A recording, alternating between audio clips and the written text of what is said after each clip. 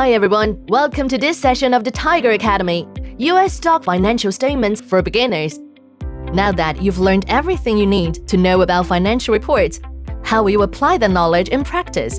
Those of you with investment experience will know that there are two steps to invest in stocks: selection and trading. From here on, we'll choose good listed companies based on financial reports and then trade their shares to make a profit. Over the next two lessons, we will look at the main industry sectors of US stocks, figure out which ones are the most profitable, and then look at the financial reports of listed companies to find good ones. Let's take a look at how many industries are represented in the US stock market. First, let's look at how US stocks are classified. GICS is considered to be the most reliable way to categorize US stocks. It was launched by MSCI and Standard & Poor's in August 1999 and is known around the world. So, what exactly is GICS? GICS stands for Global Industry Classification Standard. It's a model for classifying industries, giving investors a complete global recognized set of definitions of industry sectors. If you find this definition is a bit abstract, let's take a closer look at it. The GICS classification system has 4 levels: 11 economic sectors, 24 industry groups, 69 industries, and 156 sub-industries. When you see GICS industry information in the news or in a financial report, it's talking about the 11 economic sectors in the first level, which is called the primary industry sector classification. You need only keep in mind these 2 important points about US stock classification. 1.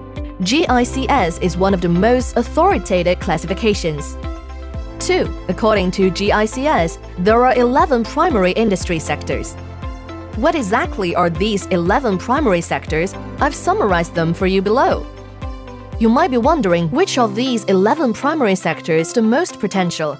I think you should focus on the following 4 sectors: information technology, energy, healthcare, and consumer staples. Here's why. The first sector we'll look at is information technology. Information technology includes things like software and services, technology hardware and equipment, and semiconductors. Why did I choose this sector? Let's compare the 2 countries with the highest GDP in the world, the United States and China. As I'm sure you know, the US currently leads the world in technology and continues to invest a lot of money in R&D in areas like the internet, AI, and semiconductors in order to maintain its lead. At the same time, China's science and technology-focused policies are starting to pay dividends. This is shown by the growth of its chips, electronics, and internet industries.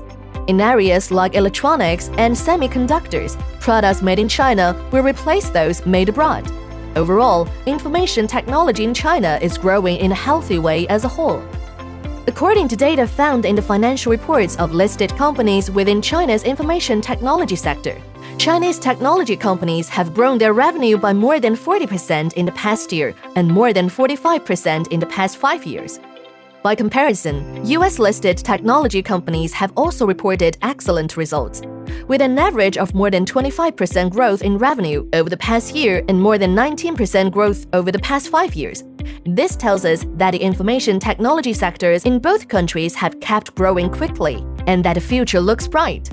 So, what are the most important parts of the financial reports of companies in the IT sector that I should look at? Vincent Wang, head of Tiger Brokers Community, suggests the following. 1. Revenue makeup and growth rate. In Apple's 2021 financial report, we can see that 80% of its operating income came from sales and services. So we can see that product sales are key to Apple's business. Apple's products are divided into several categories, such as iPhone, iMac, and iPad.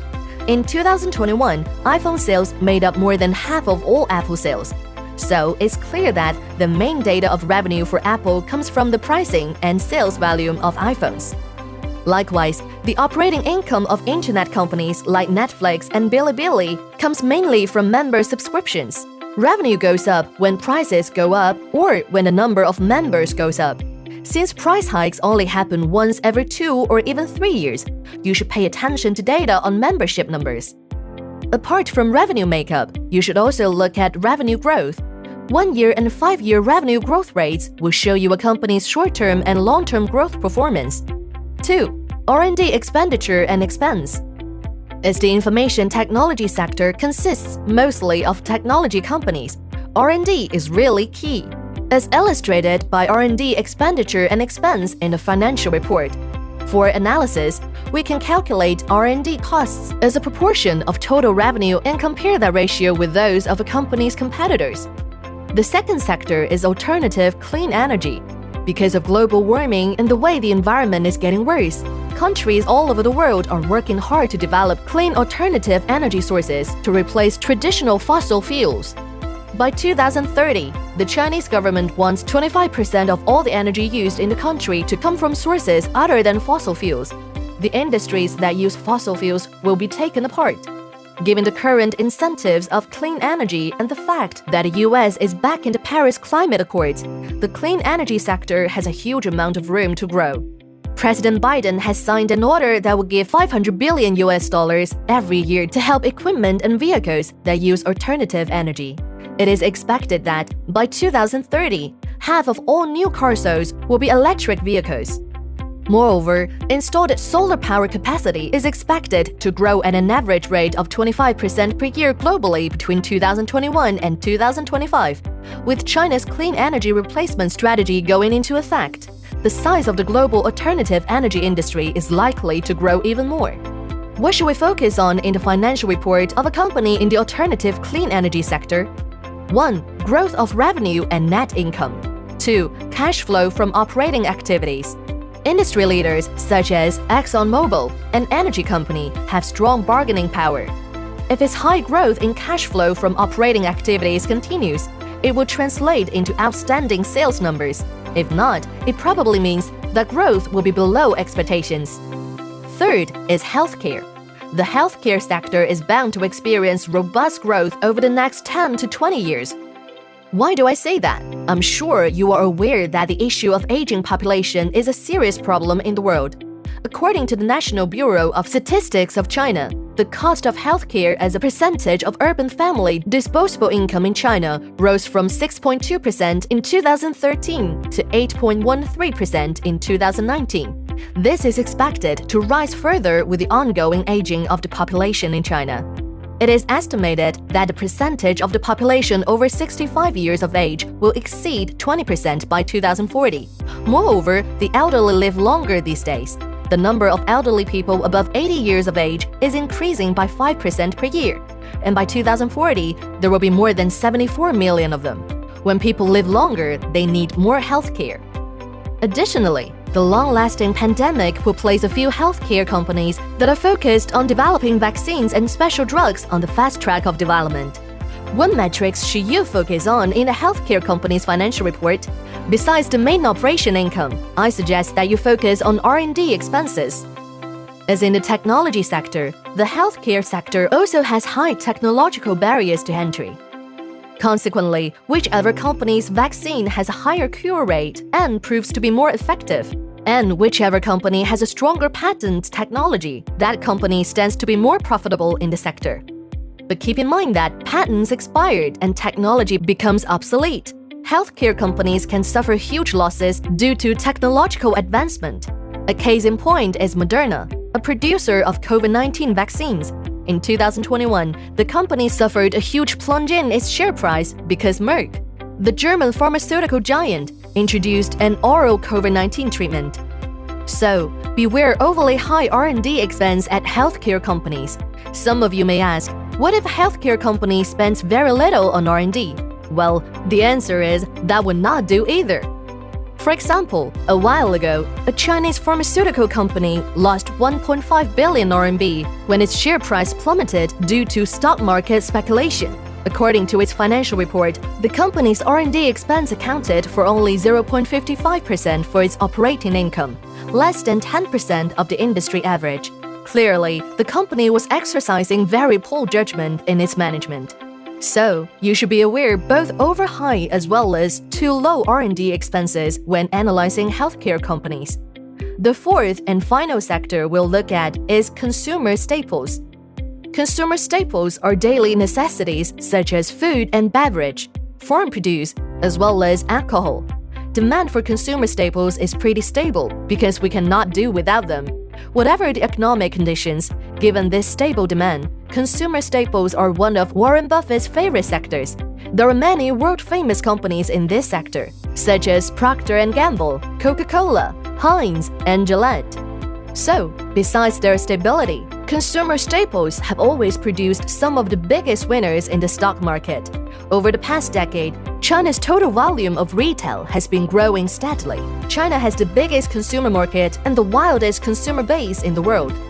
Besides growth in total retail volume, its rapid urbanization and per capita GDP growth are also good signs for the continued growth of the consumer staples sector in China. The increase in its per capita GDP and the increase in urbanization are both driving long-term growth of the consumer staples sector in China.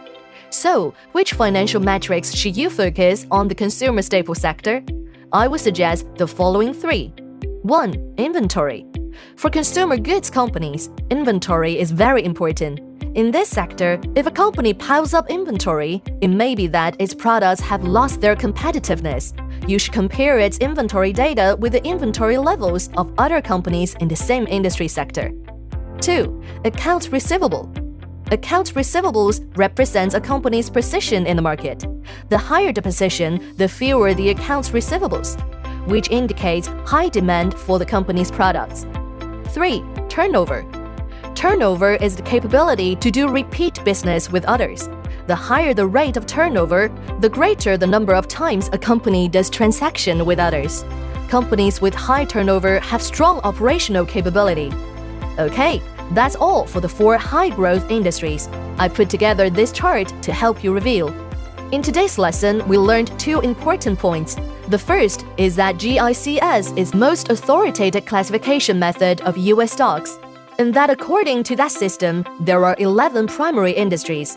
Second, we chose 4 promising sectors. For example, information technology, energy, healthcare, and consumer staples. And I walked you through the key metrics in each sector. You should be aware that, given the different business models across various sectors, you'll need to focus on different metrics. Apart from 4 groups of metrics that you previously learned, you'll need to pay attention to how each sector is different and what its key metrics are. Now that you've learned the basics of industry sectors, we'll move on to the next lesson to analyze financial reports so that you can pick industry leaders. Are you ready? Let's begin!